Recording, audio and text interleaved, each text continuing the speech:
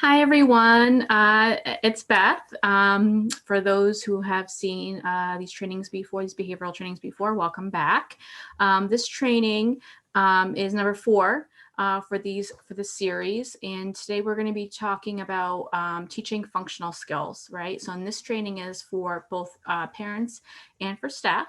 So there are quite a bit of slides. A lot of them have, good visual supports, but let's get started and, we'll get through this, right?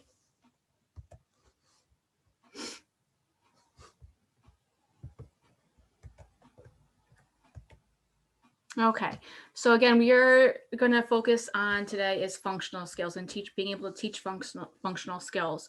Functional skills are basic life skills, right? It includes taking care of yourself, living an independent life, and some life skills overlap social skills, and both are necessary to live a safe and fulfilling life. Now, as we go through these slides today, I want you to just keep in mind that teaching functional skills is something that we teach everyone, right? It's not just, isolated to just children with autism. These functional skills are skills that everyone needs to be able to do to live that independent life, have that quality of life that everybody would want, right? The thing with children with autism is typically it just takes them a little bit more to learn the skill, right? It needs a little bit, we need to provide a little bit more support with a lot of these things, not everything, and each child's different. But with, children with autism, typically we need to put a little bit more effort and a little bit more support with providing the necessary teaching skills for the child. So again, these functional skills can be used and should be used with any child or any individual that needs to be able to live a productive life. So here are just some examples of what, functional skills, right? So doing laundry, cooking, cleaning, getting dressed, personal hygiene, shopping, ordering at a restaurant, paying bills, working, taking vitamins or pills, making healthy choices, including exercise, self-advocacy, navigating the community, and keeping friends. Now, again, these skills are something that everybody would hope to be able to have, right? These skills have in place for them. So these are just day-to-day things that maybe some of us kind of take for granted. But with children with autism in particular, some of these things can be really difficult to learn. So hopefully with this training, you hopefully have a better idea of how to, really help your child navigate through these areas. So why focus on functional skills? And I think I kind of talked about it already, but we're running into this. So functional skills and activities of daily living are critical foundations for a variety of life outcomes.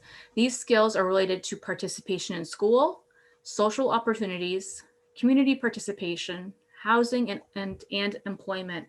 And again, these skills are so critical for all these things in our life, right? Whether it's school, thinking about, community integration, or thinking about employment.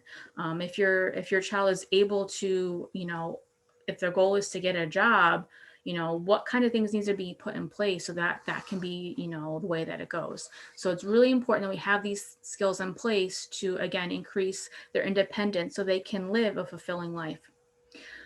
So it may be great that your child can read sight word vocabulary, but if he or she cannot distinguish the men's from the women's room, what good is a sight vocabulary? So I don't mean to knock all those academic things that, are in their, school life, right? Or things you really want to teach your child at home, right? Reading and writing and math and all those good things.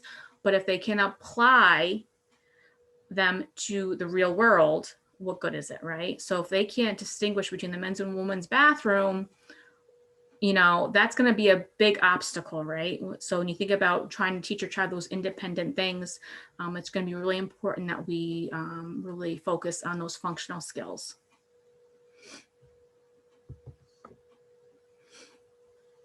So what do functional skills provide? And I've already talked about being independent, right? So, independence, if you're, the more independent you are, the more options you have. Okay. Safety, again, is, really, really big. Safety decreases the chances of them getting hurt and or being hurt. So they have that safety awareness. They have built those skills. So they know how to keep themselves safe. Again, that's only going to better their life. Self-esteem, so that self-reliance, achievement, and ability. And I know, like, when I've learned a new skill that I've never learned before, I feel so good about myself, right? And I think anybody can say that, right? And not only do you feel good about yourself, it gives you more confidence to try something new again, right? So something else you don't know how to do. I'm like, well, I was able to figure that out. So maybe I can figure that out, and it gives you that confidence. And if you have the confidence, a lot of times you can, achieve that much more, because in your heart and in your head, you know that you are capable of doing it. Health, so being able to feed, clean, clothe yourself or your child will help them live a healthier life, right? Self-advocacy, have more of a say in their own life. So, right. So if you're able to really voice what you want, that can only obviously better your quality of life. And then self-regulation. So learn to manage your own stress to cope with daily life. And if you can regulate your emotions, I know I've worked in both the, child side and the adult side when it comes to individuals with autism. And I think one of the biggest factors when it comes to an adult being able to get the most out of life and get the most out of their experiences in the community is being able to manage their own behavior, manage their own stress. And if that is lacking, a lot of times it really shuts the doors on a lot of things that could be really fulfilling. So it's really important.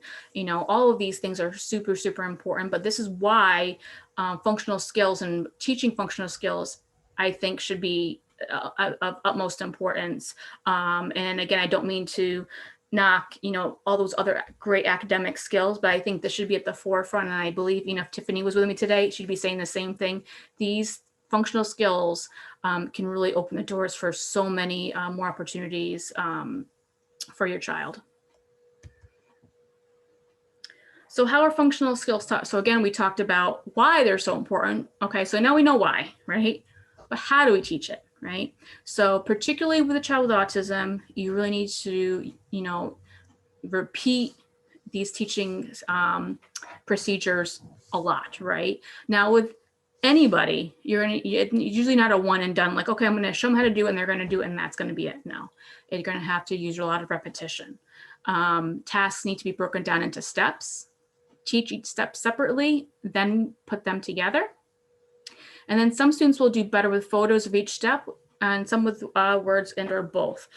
So a lot of times we use what we call a task analysis, which we're going to get into those slides as well. But as you look at these slides, you're going to see that these task analyses can look very different depending on what skill you're teaching. And really, it's going to be individualized to the student or your child as to what will work for them. So let's get into, I think it's the next one is, okay, here, overview of steps.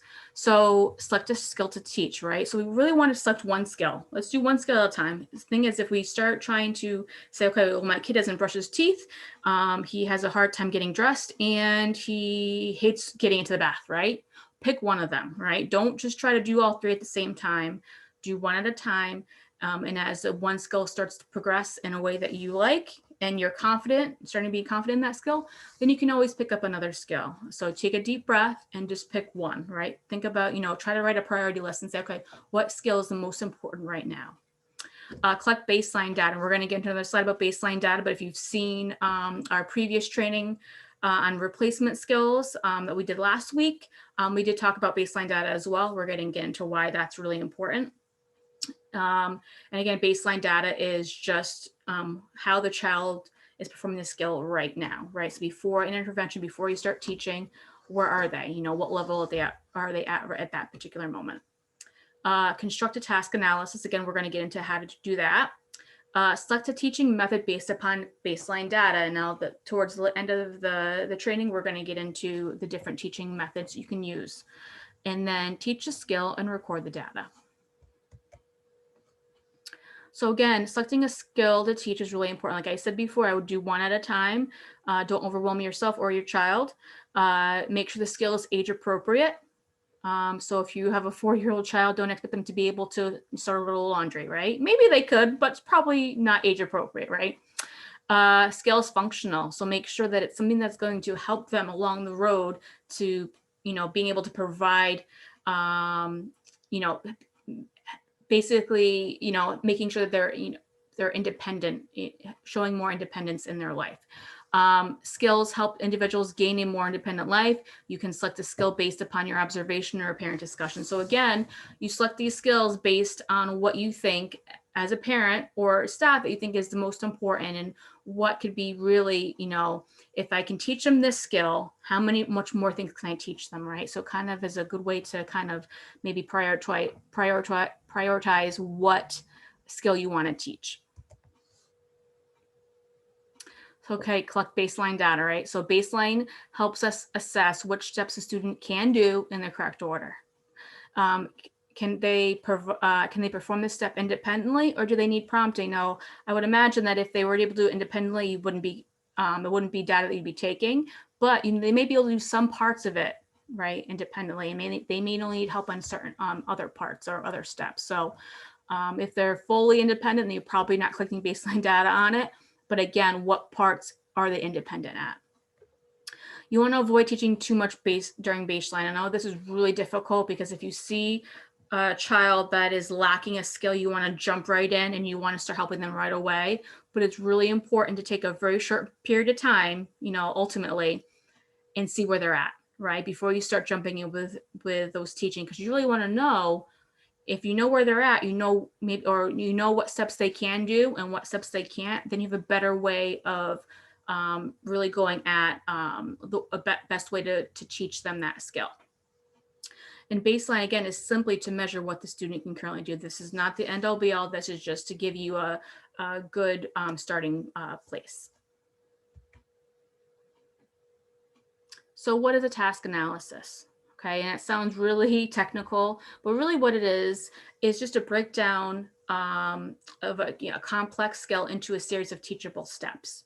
I always look at it as like following a recipe, right? So it's step-by-step instructions of how to make cookies, right? So it's going to tell you exactly what you need and how to do it, right?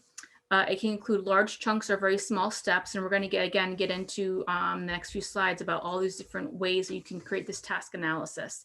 Again, it should be individualized for the child. So not everyone washes their hands or brushes their teeth the same way. You may not have exactly what somebody else next door has or each classroom has. So again, it should be individualized to this child and what they have available for them to use, whether it's at home or in the school.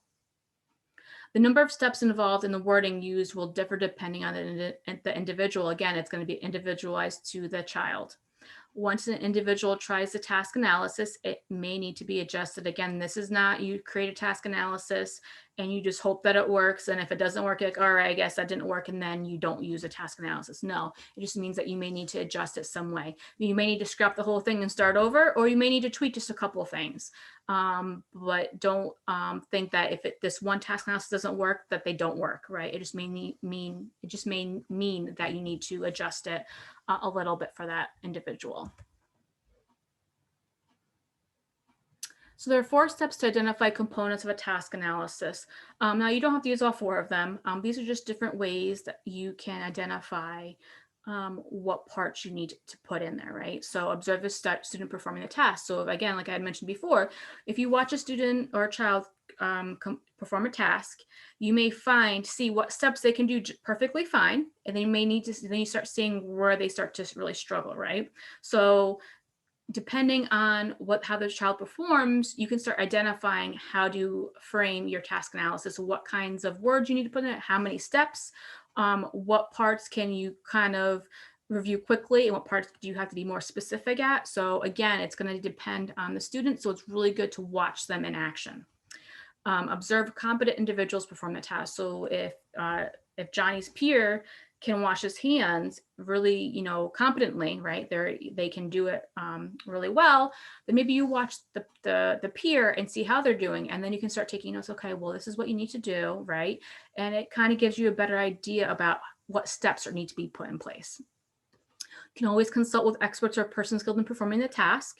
And then lastly, perform the behaviors yourself, right? So sometimes you just need to do it yourself and figure it out, right? So if I'm doing it, what do I need to do to get the job done? And I know there's a video out there, and it's kind of cute, and it's a dad and a son, and the dad's like, okay, tell me step-by-step instructions how to make a peanut butter and jelly sandwich. And the son starts giving him these steps, right?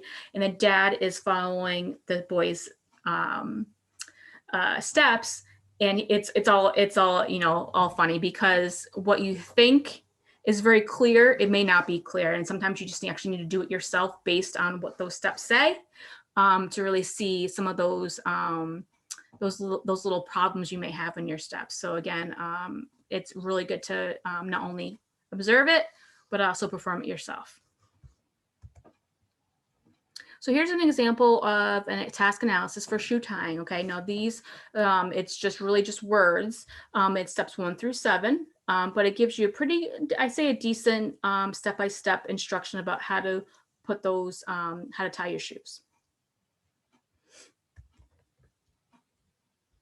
And here's one on putting on a coat, right? So on this one, there's 8 steps, right?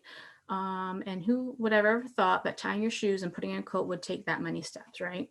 And you will find that there are some areas that you may need less steps, right? Or less words. And you may find that there's other skills that you may need to even add more. So for putting on a coat, maybe for your child, maybe 4 steps and they're good, right? But sometimes they may need all 8, and sometimes you may need to do 16, right? Or even more, depending on where the child is, what level they're at in that skill. So like I had mentioned just now about, it depends, sometimes you may need 8, sometimes you may need 16. This is another example of brushing your teeth and the different ways that you can write up a task analysis. Now you see on the left, I think there's about 8 different steps, and the left column where there's 8 steps, this is called the chunked task analysis. And really what that means is that a lot of these, each step is really multi-steps, right? So the first one is get toothbrush and toothpaste. So that's 2 things, right? Get toothbrush, get toothpaste. Okay, then you're gonna put the toothpaste on the toothbrush, right? Then you're gonna brush your teeth, rinse and spit, all right? And as it goes down, a lot of the steps are kind of more chunked together. On the other side, on the right side, the steps are broken down a little bit more, and it's probably a little hard for you to read, but the steps are a little bit more specific, and a little bit broken up a little bit more. So again, it's probably, I think, probably double the amount of steps. And again, it's going to depend on your child as to what works best for them. And like I said, these are all just written words, right? You may find that child doesn't do well with written words. They may do much better with pictures, or a combination of the two, or maybe less words, or maybe more description. So it's going to be up to, really individualized to your child. Here's an example of brushing your teeth. Again, just the visual way looks a little bit different. And again, there's a little bit less words on this one. Grab toothbrush, grab toothpaste, open toothpaste, put toothpaste on toothbrush. Now you think about it, and I'm thinking about the child with the peanut butter and jelly sandwich telling his dad how to make it. And I can just see a kid putting the handle of toothpaste on the toothbrush, right? And actually putting what's inside of it. So again, if you find that child is kind of stopped at that step, right? They just haven't gotten to there. Think about your wording and how that task analysis looks to see where you may need to change it up a bit or adjust. Okay, here's another example of brushing your teeth. Again, this has both visuals and short, wording, and it goes from step 1 through 5, and it goes from left to right. And it's about brushing your teeth. And on the bottom, they have empty boxes, and it looks like what you can do is you or your child can take a check mark or do a star, whatever you want to do, on those boxes after each step, so the child knows that they've accomplished, each step, and they can hopefully be reinforced, right? Here's another example of brushing your teeth. Again, just another way to look at it. This goes from the top down. Let's go here, next one.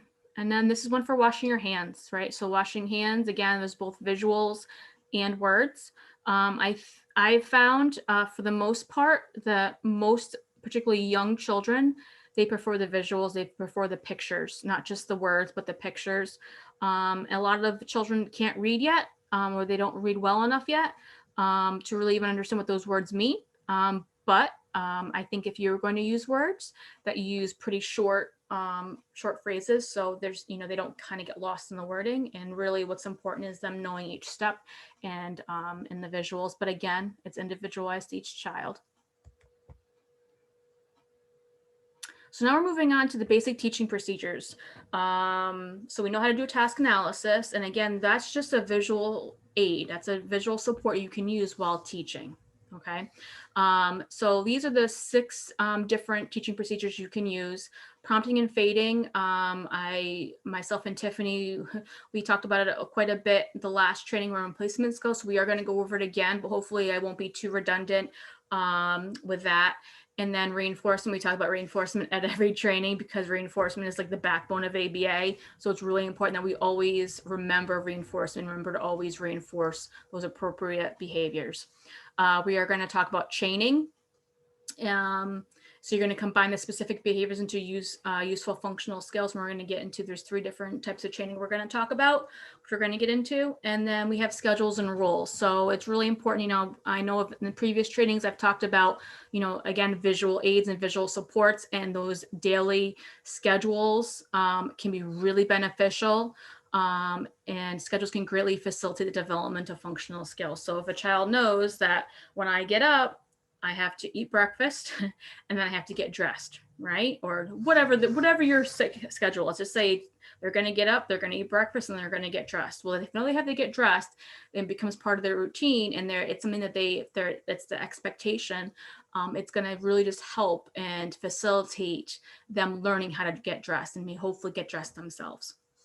And then rules. In some situations, learning basic rules will greatly facilitate the development of functional skills. I know in one of the trainings we did social stories. I think that was for the staff. And, we talk about, what do we put in a social story? And some of them are like, okay, well, we need to brush our teeth because we need to keep our teeth healthy and clean, right? So that would be a rule. So that may be something that we integrate into that teaching so that it just becomes part of it. Like, well, of course we have to brush our teeth. We have to brush our teeth because it keeps our teeth healthy. So again, just reiterating those rules can be really helpful when you're trying to teach a new skill, and really showing your child why it's so important. So prompting, okay, I know again we talked about prompting quite a bit the last training. But again, last training we talked about teaching replacement skills. Today we're talking about teaching functional skills. For teaching skills, we need to know about prompting. We need to know how to fade them out. So prompting is something that you do to make it more likely the individual engage in the behavior of interest. So something added to kind of push the behavior to happen, right? So it could be a verbal prompt. And those are just really spoken words. So if a child is washing their hands, maybe you're telling a child, okay, turn on the water, rub your hands, right? Get some soap, rub your hands again, right? Rinse your hands, turn off the water, grab the paper towel, right? Those are all different verbal prompts. You would hope that after a while, you won't need those verbal prompts. You can start fading them out, right? Because you want the child to be able to wash their hands without you having to prompt them to do so. Gestural prompts really, I just think of it as pointing, really. So, but it's really those examples are, so for instance, if again, the same thing, say it's washing your hands, instead of verbalizing, turn on the water, rub your hands, right? You're just going to use gestures to prompt them, right? So you're going to point to the faucet, right? You're going to maybe do this with your hands, right? You're going to gesture to them what to do. And then visual prompts and supports, again, we can use them again with our task analysis. We can start using those visual prompts to help them go through each step appropriately. Modeling prompts. Now, modeling prompts really is imitation, right? So if mommy's doing it this way, then Johnny's going to do it this way, right? So again, just that imitation and showing them that way. Video models, you can use really any kind of video, YouTube video, I think is probably the most popular, but video models of how to wash their hands, and then physical prompts. So really physical prompts typically are you are, hands-on, right? So it could be full physical or partial, but basically you're really hands-on and really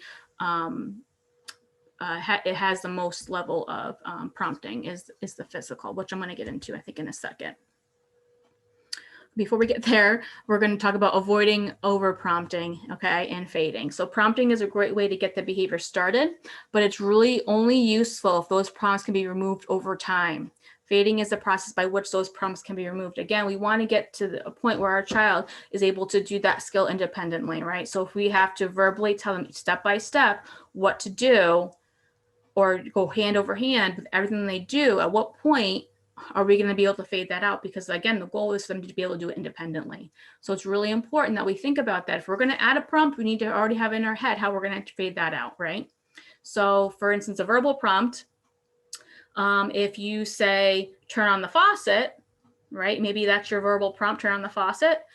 Maybe the next time you want to start fading that out, just say faucet, right? Or just say water. Start breaking down your verbal prompts into less words.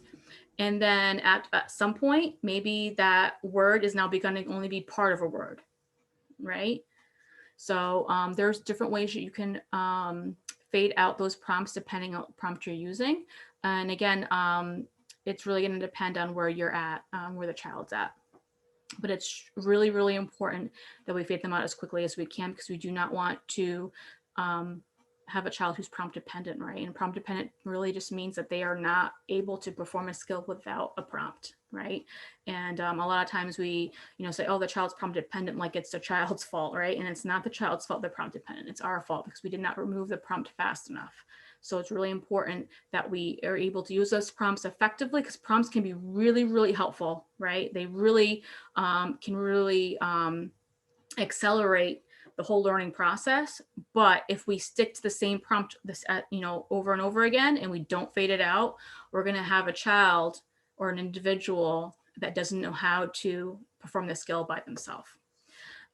Research does not clearly suggest which fading procedure is best under all circumstances. These are some logical reasons for choosing one over the other. So these are different ways to, so most to least prompting. So that means we're going to get into, I think the next slide is the hierarchy, but the most least prompting. So the highest level of prompting would be for the physical prompting, which we're going to get into. So that's like hand over hand, right? And then you're going to want to go less and less. So after you go full physical, then you want to go to partial. Again, there's going to be a pyramid just on the next slide. But you want to go most to least when the skill is brand new to that child. You have not been able to see that child perform that skill at all. You want to go the most and then start fading out to the least amount of prompting, right? Because you want them to be able to perform this skill successfully without any errors, right? We talked about in the last training about errorless teaching. That would be another, term that you could think about when we talk about most to least. If it's a brand new skill, we want to make sure that we are providing the most support so that they are able to perform the skill and then in the end get reinforcement.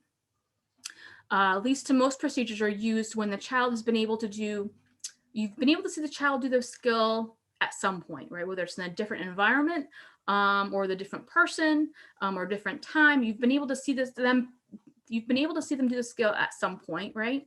So you know that they're capable, but they're not. You want to go least to most. So you're going to start gradually increasing those prompting levels as you go, if you know that the student has been able to do that procedure before, or the skill before. Graduating guidance, I just think of it as, teaching a child how to ride a bike, right? You go in with support, and then you release when the child is starting to be able to do that independently, and then you go back in when they need your help. So if you think about riding a bike, a child gets on the seat, the child can sit on the seat, he has his feet on the ground, he's ready to go, and then you stand behind him and you support them. And as they start going, guess what? You start releasing a little bit and see if they can basically balance on the bike. And guess what? If they can't, they start tipping over, you're going to go right back in and you're going to help them, right? You're going to support them. So that's another way you can think about prompting, is going in with support and then fading it out and then coming back in when they need it. And then time delay is really just delaying the time that you prompt them. So if you're talking about washing your hands and you need to say turn on the faucet, you might want to do is you might want to just hold off a couple seconds, say like 3 seconds, right? 1, 2, 3, and see if they're going to do the skill independently. And if they don't do it within that time frame, then you're going to use the prompt turn on the faucet, right? And you're going to do that for a little bit. And then the next time, maybe you're going to delay that a little bit longer. So maybe instead of 3 seconds of that delay between when when they're supposed to wash their hands and by the time that they do, maybe it's now 4 seconds or 5 seconds. Okay. So you're going to slowly delay to see if you can catch them being independent, right? Because again, we want to make sure that we are fading those prompts as quickly as we can. So if you don't need to say turn on that faucet because you just need to give them an extra second, you want to give them the opportunity to do that. So time delay may be another way to go about fading that prompt. Okay, and this is the prompt hierarchy I was mentioning. Okay, so again, full physical is the bottom. Full physical, I think of hand over hand, right? Or physically guiding them through each move. So if you are teaching your child how to wash their hands and they haven't washed their hands successfully before, you're going to go hand over hand and you're going to help them turn on the faucet. You're going to rub their hands together, get the soap, rub their hands together, all those steps, right? And then you're going to turn it off and you're going to do everything, right? And the partial would be you go in with your hands and then you release a little bit when they can start performing the task by themselves. Modeling again is the imitation. So if you want to start there, which is fine, because a lot of kids have really good imitation skills. If your child has good imitation skills, maybe you want to start on modeling. Maybe if they can just watch you wash your hands and have them wash your hands next to them, maybe that's where you want to go, right? If your child does not have good imitation skills, it's going to be really hard. That's going to be a really hard prompt to use as that modeling. And not that you can't, but you're going to have to really build up those imitation skills before you can start using that as a prompt. Again, the visual picture, all those visual supports we talked about, particularly the task analysis. Verbal prompts are next. So again, just those verbal instructions, and then gesturals above that. So, and then above gestural is natural. So natural is where we want to be, right? So as you can see, natural is the most independent and the least intrusive, right? And then the full physical is the least independent and the most intrusive. So we want to get to that top, that natural. And as you can see, the gestural is more independent and less intrusive than the verbal. I know that sometimes it's really hard for people to wrap their heads around, right? Because we use verbal instructions all the time. But if it's, and you think about it's the difference between a verbal prompt and a verbal instruction. A verbal prompt is something that you don't want to stay, you don't want that prompt to be there forever, right? So if you don't want to say, turn on the faucet every time your child needs to wash their hands, that's a verbal prompt, right? But if you think that it's reasonable that you say, okay, Johnny, go wash your hands, and that's just an instruction, that's something that doesn't have to be taken away to build that that skill, then that's fine. Then maybe that's just an instruction. But those verbal prompts are those things that you say to the child that you eventually don't want to have to say, right? That would be, those are fine to use and it's higher up on the hierarchy, but the gestural is even less. So instead of having to say, turn on the faucet, maybe just point to the faucet, right? And guess what? If they don't get it by you pointing to the faucet, then you can step back and say, okay, let's go back to verbal, right? But you always want to think about where you want to go. And again, the optimal place is the natural environment on the hierarchy. So here are some different training procedures you can use to teach a skill, right? So we've talked about the task analysis, those step-by-step instructions, and we've talked about prompting and how we, different prompts we can use and how important it is to fade them out as quickly as we can. These are just different ways that you can use those task analyses if you use a task analysis, or the way that you teach a behavior based on the procedure. So we have forward chaining, backward chaining, and then total task training. So forward chaining, this works best with individuals who complete some of the steps, but often take an extended period of time to learn the new skill.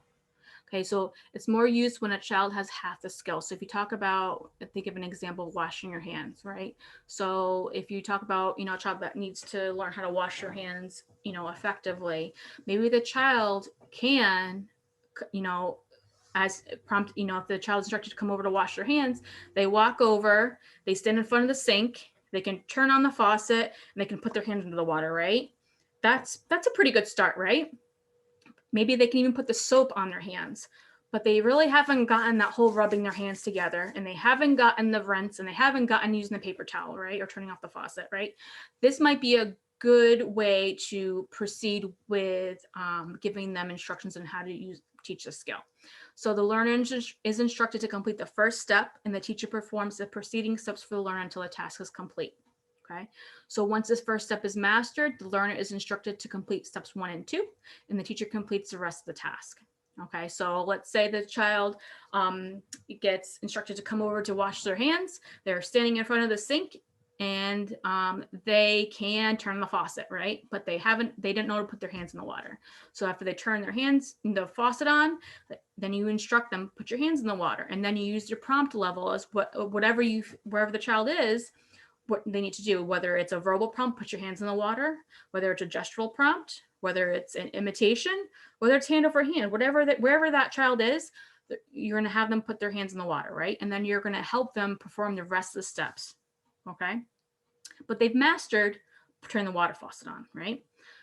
The next time, as you practice the skill, again, repetition, repetition, repetition, the child comes to the sink, is able to turn on the faucet, and maybe they're able to put their hands in the water, right? Awesome.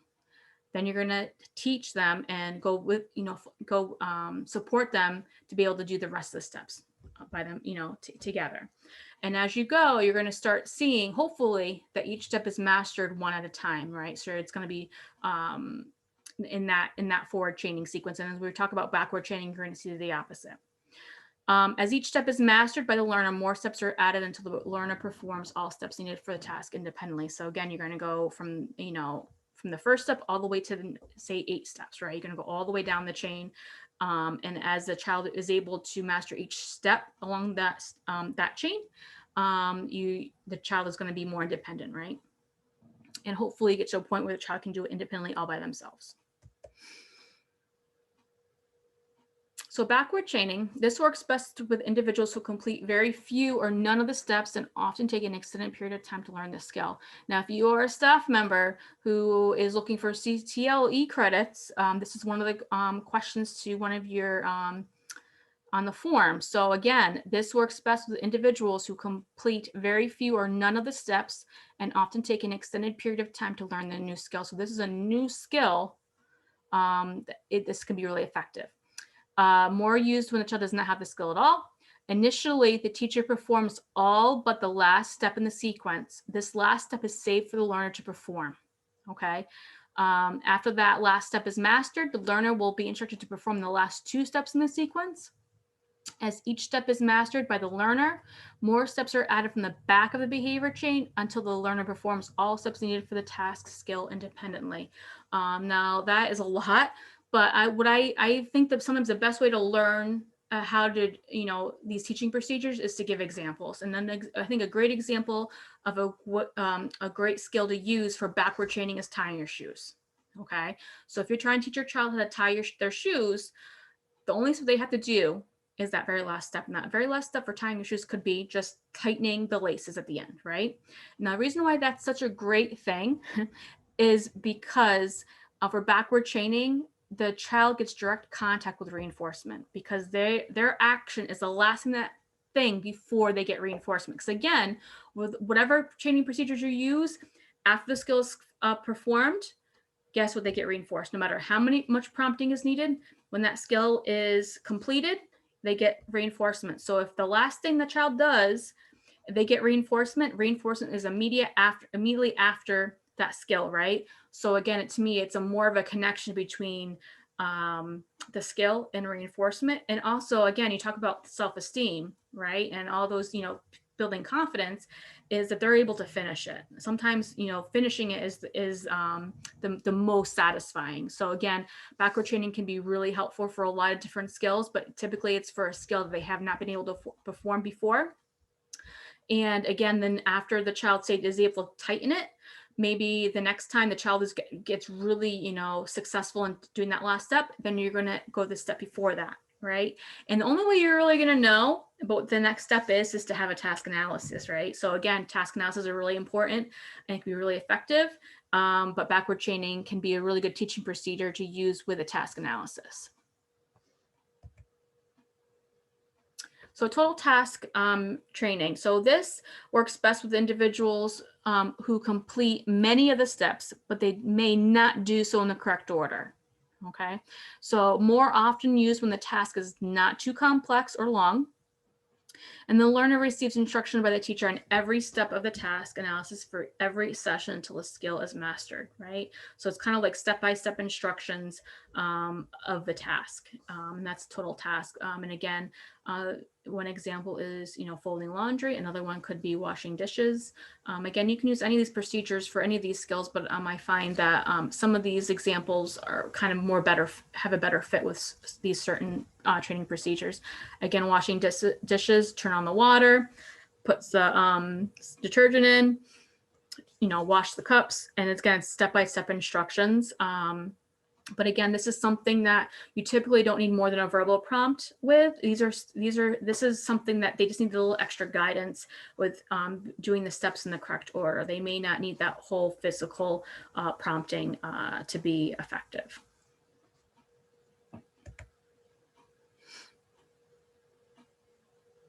So again, we're going to talk about providing reinforcement, right? So all people learn through reinforcement. Okay. When learning a new skill, reinforcement should be continuous. Now, what this means by continuous is that it should be given every single time, right? So if you're learning a new skill, you need to give reinforcement, right? It shouldn't be just variable. It should be every single time.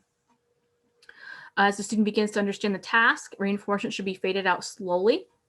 And then as a student shows greater proficiency, the reinforcement should be provided sporadically, which means random or where it's unpredictable. So again, this is going back to a slide from plenty of other trainings that we talk about how much reinforcement do we give, and what's, again, new skill. Every single time you want to provide reinforcement, and it's going to be a lot to start, and then you're going to slowly begin to fade that out as you go. And again, as they become more proficient with it, then it can be a little bit more random and unpredictable.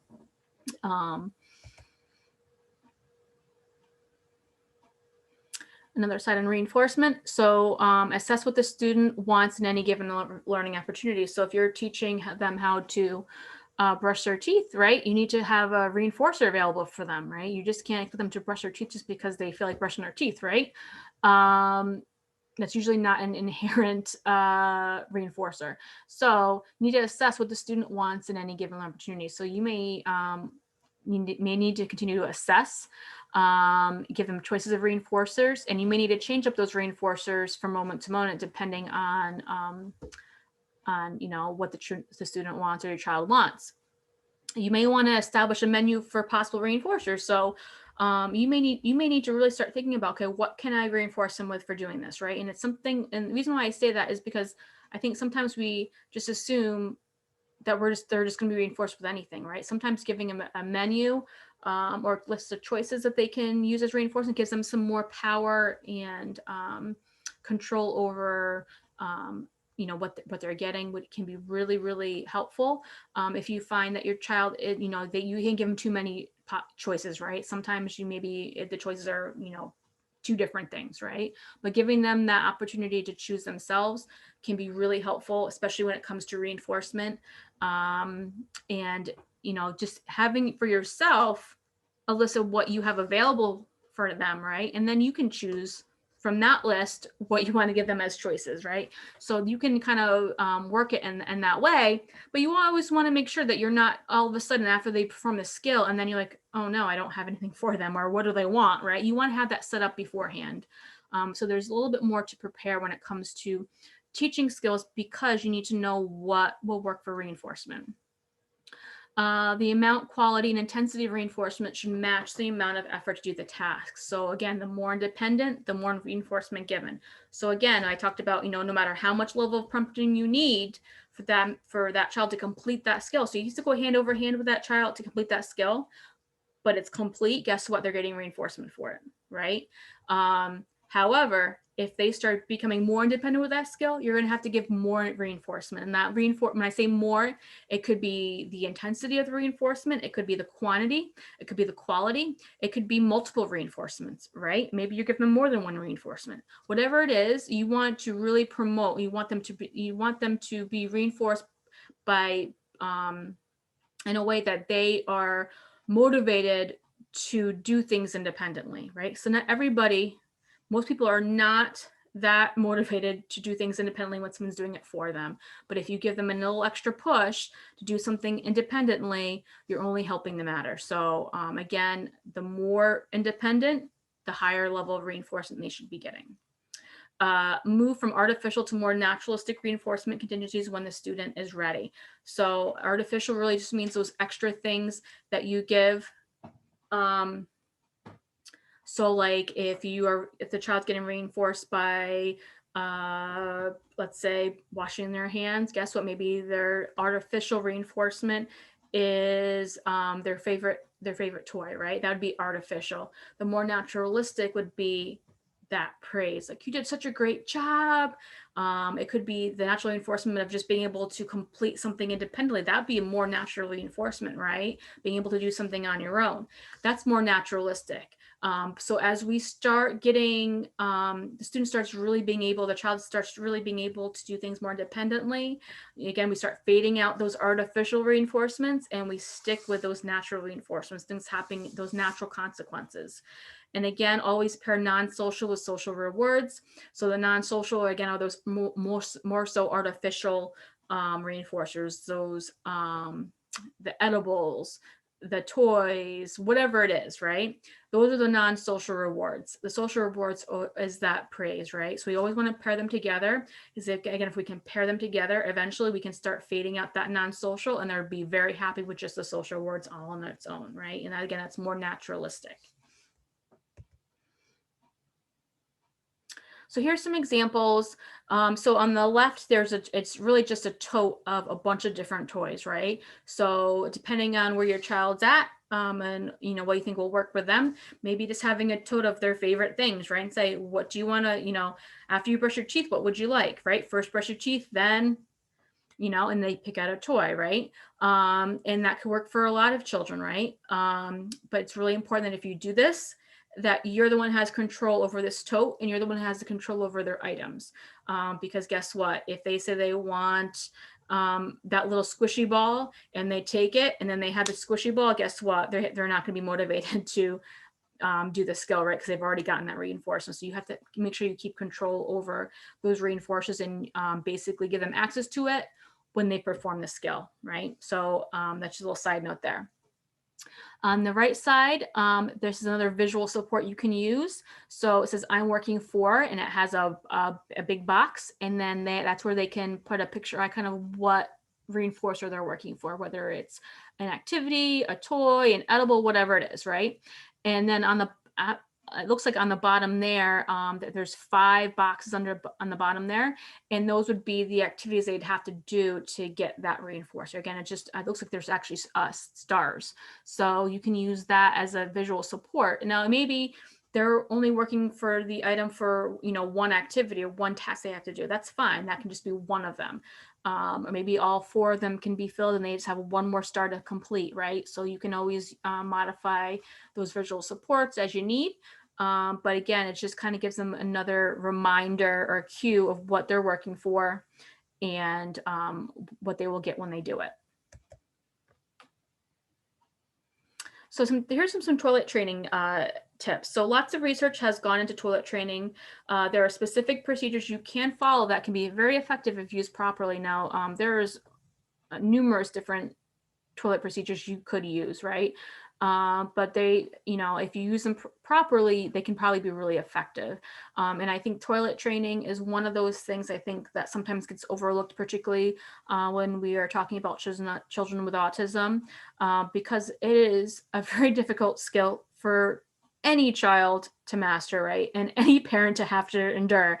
So I think sometimes people underestimate the difficulty of the task. And they don't realize it's going to be such a major project. And if you have any neurotypical children in your life, that toilet training is a a major project, right? It's not something that just happens overnight for most of us, right? And then again, we talked about, children on the spectrum. It takes them longer to figure it out, right? It takes them longer to learn those skills. They need to have more steps. They need to have more repetition than maybe as somebody that is neurotypical. So I think sometimes we kind of just give up on toilet training, and I think that it's a huge skill to learn. And I think the earlier you can train toilet training, the better off you're going to be for a lot of different reasons. And I think Tiffany has the same belief that I do, that this should be something that put on the back burner. This is something that you should be working on. If your child is not toilet trained yet, this is something that I think it would be a really up on your priority list of things to teach your child, for sure.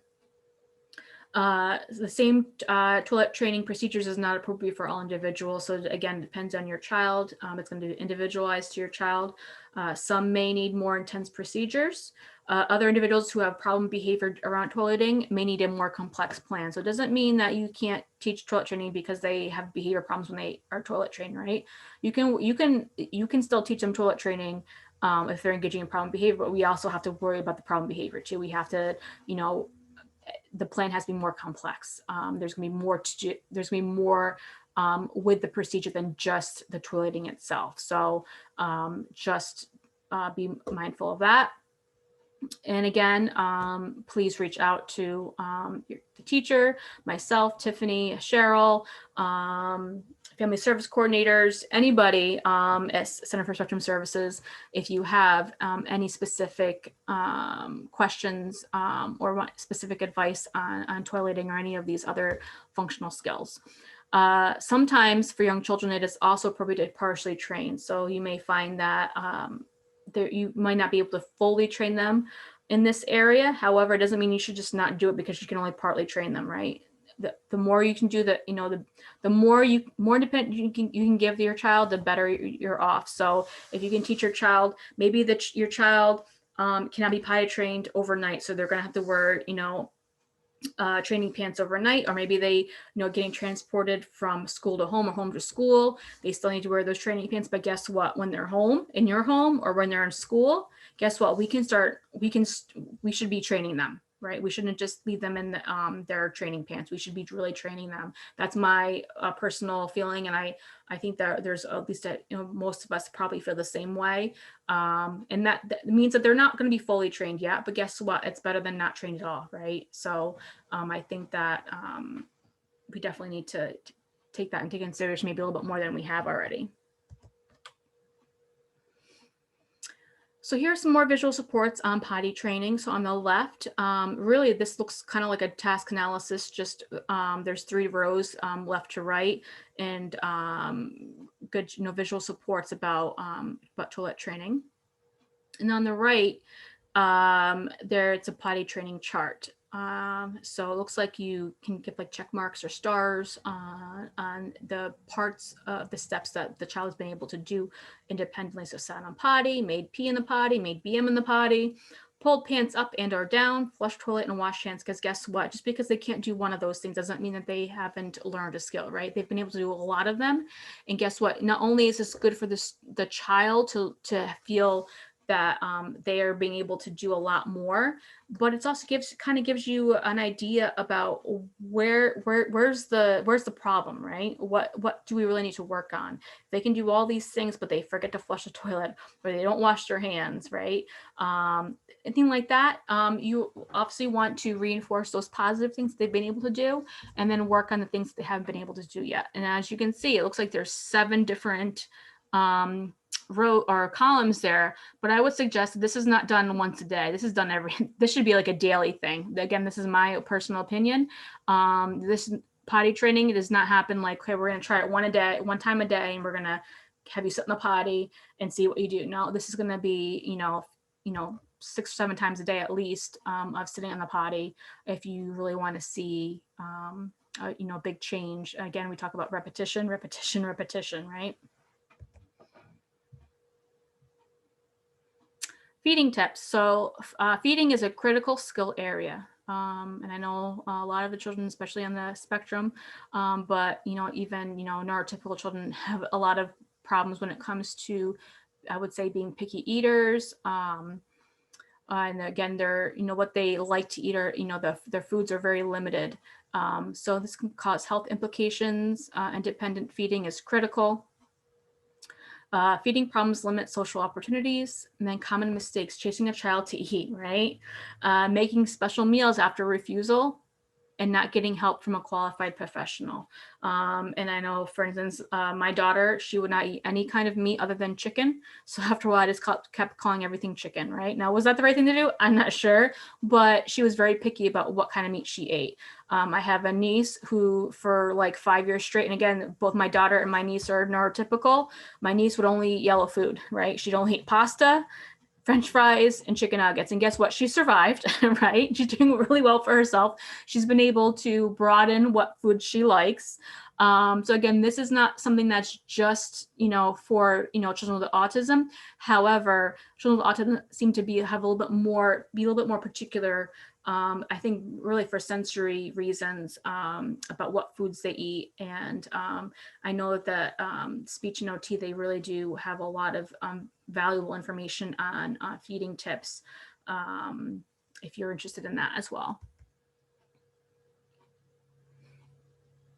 And again, here's just some extra, pictures of, on the left, there is a picture of, looks like a person, hands open, and then an apple, right? So trying to give them more motivation to try new things, such as an apple, right? And again, that food exploration, I think, is probably what's happening on the right hand side, about just trying new foods. And I know before COVID happened, that was definitely part of programming for a lot of the students at Center for Spectrum Services, is that food exploration and just trying new things. I think that's probably been a little bit altered since COVID, but hopefully we'll get back there soon, where we can really start again, having them explore those different, not only different tastes, but different textures, and things like that.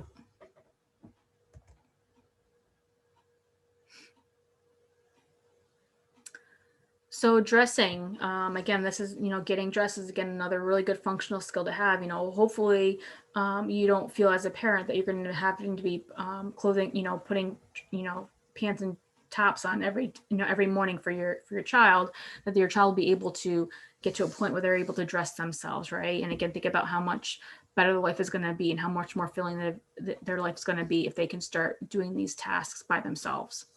And honestly, how much easier it's going to be, right? So if you think about it, you have to put a lot of work in the beginning, but think about how much easier it's going to be once they master that skill. So again, it's going to take a lot of work in the beginning, but again, it's going to be that much better down the road. Dressing involves difficult discrimination, so front and back, inside out. I know I've seen plenty. I mean, again, whether neurotypical or children on the spectrum, but particularly children on the spectrum, I found, or even adults, that their shirts are on backward, maybe they're inside out, and they don't see the difference, right? And again, it's probably going to be your flexibility in knowing if that's okay or not. But just those different discrimination can really affect how they're able to really perform this skill of dressing themselves. Dressing involves fine motor skills, so the buttons and the zippers, that can be really tricky. Again, it can be tricky for a lot of children, but this being able to manipulate those buttons and zippers can be really, really difficult. And then dressing involves sensitivity to different materials. So again, that sensory input can be, that sensitivity can be a really big factor in, dressing themselves. If the shirt does not feel right, they're probably going to be ripping it off, or they're not going to want it on, and things like that. Or they may be wearing it in a different way, or way that they inappropriately, because of the way that it feels on them. So these are all different things that really could impact how much more difficult it will be for a child on the spectrum to possibly, when it comes to dressing. So here are some more visual pictures. So of this, again, on the left, it's a child, with pictures for visual supports for dressing. And it looks like, step-by-step instructions about what they need to do, and how they need to, what needs to go on first, things like that. Now on the right here, it looks like a child is kind of just feeling the different textures of that material to, to get them more comfortable with certain materials that they may be wearing. And it looks like, oh, actually it looks like a zipper too. It looks like them practicing using a zipper.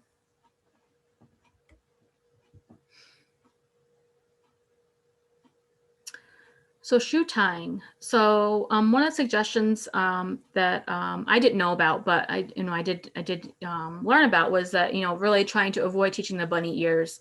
Yes, it's easier, but it leads to problems of having to untie the knots it creates. So again, it's an easier skill to do. So again, I think, that if you are using bunny ears to teach, or you that's where you want to go, that's okay. But just be mindful of that, because it could lead to kind of creating more of a problem when you have knots, because then you got to get the knot out, and that could be basically create an issue that didn't need to be there. Mastery can be difficult to define. Shoot for both speed and quality. I know that nowadays a lot of the shoes don't even have laces anymore. So again, it's going to depend on what you feel is important, the priority when it comes to teaching functional skills and what skills to teach. But if you think shoe tying is an important skill and a priority, that's awesome. And these are just some extra visuals or things you can do to help teach. So in this one, as you can see, that they can practice tying their shoes by using a jump rope and tying up their legs, right? So it's a lot bigger. But again, another way to practice in a different way to teach them how to tie their shoes.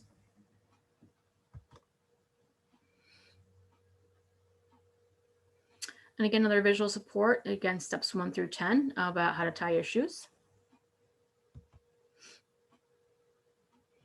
And then toothbrushing, another tip. So it's hard to measure the quality of toothbrushing.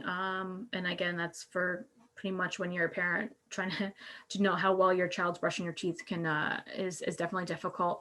You can use an electric toothbrush to solve this problem. Sometimes electric toothbrush can have more capability than a regular toothbrush. I know there's a lot of apps out there that students or children can use that can not only be helpful in knowing how much they're brushing, but also kind of motivate them to brush their teeth, because a lot of times these apps are really fun, right? And they're a lot more interactive. So there's definitely some things out there, especially those apps and games that they can use to help them brush their teeth and get motivated to brush their teeth. And then here, so on the left, there is a visual support. It looks like there's a book with looks like it's a made up toothbrush. And then it looks like inside of it, there's different pictures about the best way, the most effective way to brush your teeth, really, right? Looks like flossing as well. And then on the right, it's just a picture of, whether it's a parent or staff or whoever, and looking at them both smile, right? So, trying to make the experience not a negative experience, right? You want to make this a positive experience. So you want to, we talked about pairing in a few, pairing yourself with fun things to really build that rapport and make you the reinforcer yourself. And if you are that fun person and you're teaching them how to, brush their teeth, and you're doing it in a fun way, the brushing the teeth maybe is, even if it's, a chore, maybe it's not so bad because you're there with them, right? And you're helping them and you're smiling and you're excited about it, and you're going to reinforce them at the end, right? All those different things can really make the learning these skills and teaching these skills that much easier.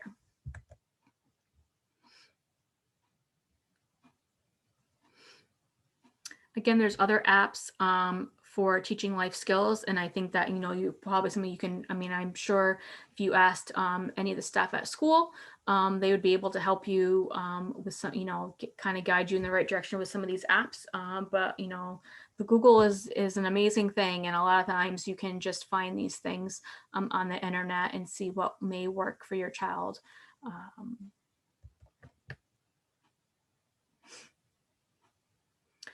So there's only a couple more slides here. So visual supports to enhance independence. Again, we talked about, using the task analysis can be really important. And we also want to use these supports every day. So calendars, menus, daytimes, post-it notes, written instructions. I just need reminders to do certain things, for whatever reason. I need to make my grocery list, so I know what kind of groceries to pick up, right? I might need to make a note, write a note, and post it on my door, my front door. So before I walk out the door, I make sure that I have what I need that's on that post-it note, right? So these are just different supports that, again, we can all use throughout the day, but it can be really helpful for children on the spectrum. Many individuals with autism are visual learners, so schedules, rules, learning tasks, and routines, all those things can be really, really useful when you put them, use them in a visual way. So if you do have schedules, that it's a visual schedule that they can see. Even if your child, you can tell your child, in the morning what they're doing that day. If you're finding that they're having difficulty managing or knowing what's coming next, even if you feel like your child, oh yeah, my child knows what was going on today, it can't hurt. I really don't think that if you add an extra support of visual support, it can't hurt, right? If I don't think it's going to make it better. And the same thing with rules, right? Putting those rules in place. And having them done in a visual way. So not just saying what the rules are and reminding your child what the rules are, but having them written down, having a picture of them so they know exactly what the rules are and what their expectation is. And anytime they need to be reminded, you can always refer back to that visual support. And then reward system, communication, and social skills. Again, all those things I think are really good if you can put them in a visual format in some way.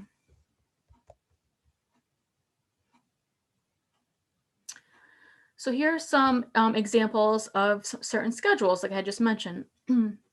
So here's on the left, there's a nighttime schedule, right? So eat dinner, have dessert, take a bath, put on pajamas, brush teeth, read a bedtime story, say goodnight, and sweet dreams, right? And the thing is, if you can not only have a consistent schedule, right? If you have a consistent schedule, your child knows what to expect, right? But if you have a nighttime schedule and it's visual, again, it's just an extra cue, it's an extra reminder, it's an extra resource or reference they can go to. And when they talk about, well, it's time to take a bath, well, it's on your schedule, right? So it's not something new. It's not sprung upon them. They know what to expect. Same thing with putting on your pajamas or brushing your teeth. You keep that part of your schedule. That routine in that schedule can really help really build those skills. And then the bedtime routine, again, is just another example on the right of different visuals you can put into place.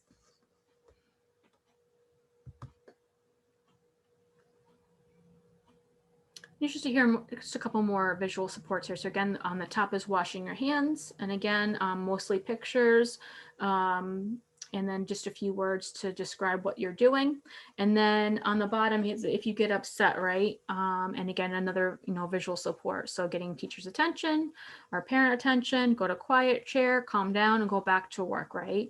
And if your child gets stuck on one of these steps, you can always just refer back to this, right? You can always point to say, get your teacher to, oh, what do you do? Oh, let's point to that, the quiet chair icon, and hopefully they will be able to follow along with the steps, right?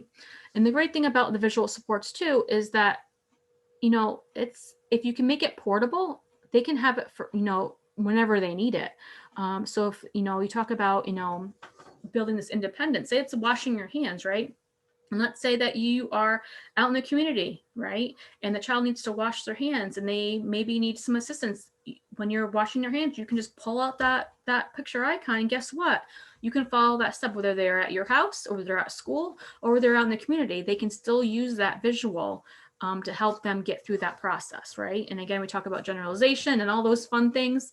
And again, I think it'd be really helpful if when you do create these visual supports, that they are portable, meaning that they're not stuck to the wall, that can't be removed, that they are something that the child can take with them.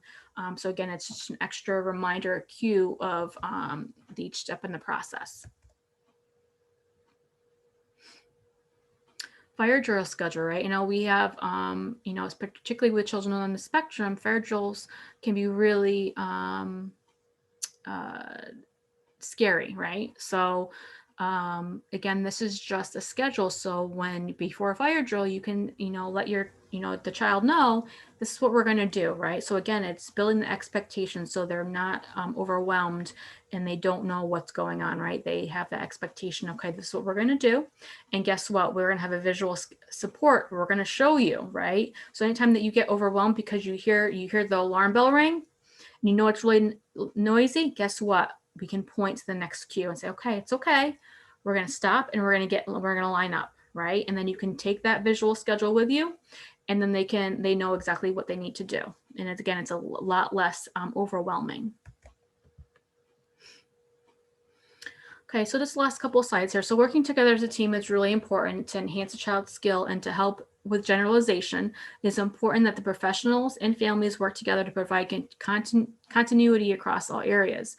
And I think generalization is really, really big. And I know there's, for one example I have on generalization, I'm not sure if I brought this up yet, and I'm sorry if I've already have, but I always think of this one thing when we talk about generalization and where we may see it happening, right? So let's say you talk about toilet training, right?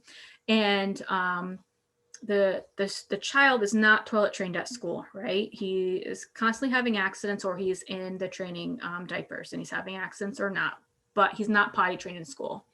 But then the teacher staff talk to mom and dad and like, oh, he has no problems going to the bathroom at home, right? So you're like, what the heck? Why can he go at home and he can't go at school, right? And maybe the problem is that he hasn't generalized that skill of toileting just school, right? So maybe that's where maybe that's the problem. Maybe we need to work on generalization. How are we going to get there? And the thing is, if we can start figuring out where the problem lies, we can work together, try to figure out how we can solve the problem. Ongoing evaluation and modification. If the child is not progressing with a skill, we need to look at our teaching and how we can modify it. Again, nothing is ever written in stone, right? Whether it's a behavior plan or it's a visual support, task analysis, whatever it is, it's an ongoing thing, right? So we're always going to be looking at it and making sure that it's working. And if it's working, great. If it's not working, what do we need to do? Do we need to just scrap it all together? Do we need to make a couple of tweaks, or do we need to alter in a way that is more individualized to the student? And we may find that we may not need to, get rid of the whole thing. We may need to tweak it a little bit. But the only way we can do that is if we continue to evaluate, what we're doing and how we're teaching. So ways to improve progress. So increase reinforcement. If you find that, progress is not improving, again, think about reinforcement. Are we giving enough in reinforcement? Are we giving it, frequently enough? And we giving it enough of it? All those things, right? So we need to make sure that is there. If that's there, they may need to add more structure. So more opportunity to practice. Again, I talked about the toilet training chart and it had 7 different columns, and it to me it looked like, okay, one time a day we're gonna see if you can use the bathroom appropriately. No, that should be for like one day, right? So we need to make sure that if it's not working and one time a day is not working, maybe we need to increase the amount of opportunity that they have to practice, right?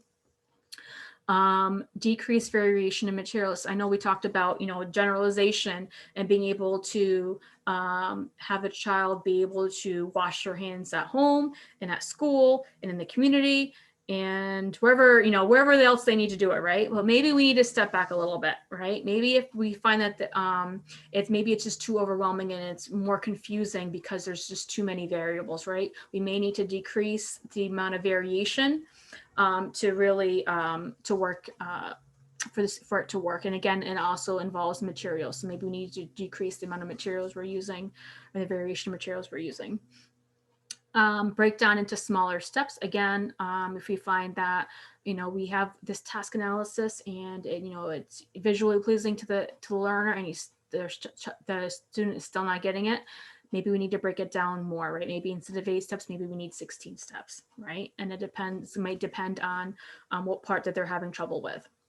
Add more visual supports. Again, like I said, I don't think there's anything that's going to be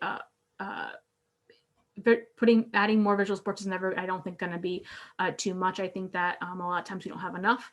And I think that, again, that's something that we should look at. And then you also may need to increase the prompt level. So if you find that using verbal prompts is just not enough, maybe you need to go in and maybe you need to imitate, or maybe you need to use a visual or a picture. Maybe you need to go hand over hand, right? You want to go least to most, but you may need to increase that until you get to a point where the skill can be performed. You can still reinforce, but again, you're going to start building up that independence by giving them more reinforcement as they become more independent with that skill. Generalize and expand skills. So generalize to new people, generalize to new locations, and generalize to new materials. Again, generalizing basically means not having the same exact skill performed the same exact way by the same people in the same location and the same materials, right? Because guess what? We get stuck in that very specific situation, and then we don't know how to do it outside of it, right? So, I always say, if you as a staff member are working with a student and you're working on tying your shoes in the classroom in that one particular table with that one particular staff, because you're in fine motor, and you teach them how to tie their shoes, right? Great. Well, now they're out in the hallway and their shoes untied. Can they tie their shoes? And if the answer is no, then they have not learned the skill fully, right? You haven't been able to generalize. And the whole purpose of teaching them how to tie their shoes in that classroom is that they'll be able to tie their shoes wherever they are, right? So you want to make sure that we don't forget about this part. And the reason why there's 3 different washing machines here is just to give you another example, right? So if you're teaching your child how to, use the washing machine, and this is probably a child that is probably a little bit older, or maybe an adult.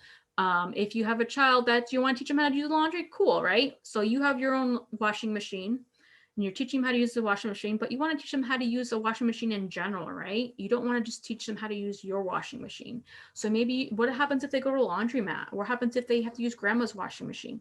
Are they going to be able to generalize that skill of doing laundry with other washing machines, right? So the one way we can do that is to give them examples, right? And expose them to more than just one type of washing machine, right? So just another example of why it's so important to generalize, and an example of another functional skill that you may need to teach your child, at some point. So the last slide, ooh, that was a long one, right? So for summary, so functional skills are critical, and often an overlooked part of effective programming. And again, myself and Tiffany, we're big proponents of teaching those functional skills, both at home and in the classroom. It is important to learn the basics of how to teach basics. It is important to learn the basics of how to teach based on the principles of ABA. Be patient in practice. Again, this can be really, really exhausting at the beginning. Okay. But again, the more independence you can give your child, the better off not only they are, but you are as well, right? Think about all those things you have to do because your child hasn't not learned that skill yet, right? Whether it's brushing their teeth, bathing, getting themselves dressed, feeding, all those things, right? Toileting. That's a lot, right? And in the end, we want to see them to be more independent. And guess what? And if you have, whether it's your child with autism or any of your children that you work with, when they start being able to do things independently, you're like, oh, thank God. I remember when I had to do that every single day, right? And now they can make themselves cereal. Oh my goodness, that's one less thing I have to do, right? So it's not only so wonderful for the children, it's also going to be so helpful for you as well. And make sure to generalize the skills, right? So again, we want to make sure that even if we're teaching them a skill and they can do it really well in that one particular environment, that we are also teaching them how to do it in other environments as well. And if things are not going well, stop and start over, right? And again, sometimes it may just need to be a slight modification. Other times we may need to scrap it all together and start fresh, right? And always reach out if you have any questions or concerns. Please reach out to myself, Cheryl, Tiffany, as well as your family service coordinators, teachers. Please let us know how we can help you, and we'd be happy to do so. That is it. And I will see you all soon. Take care.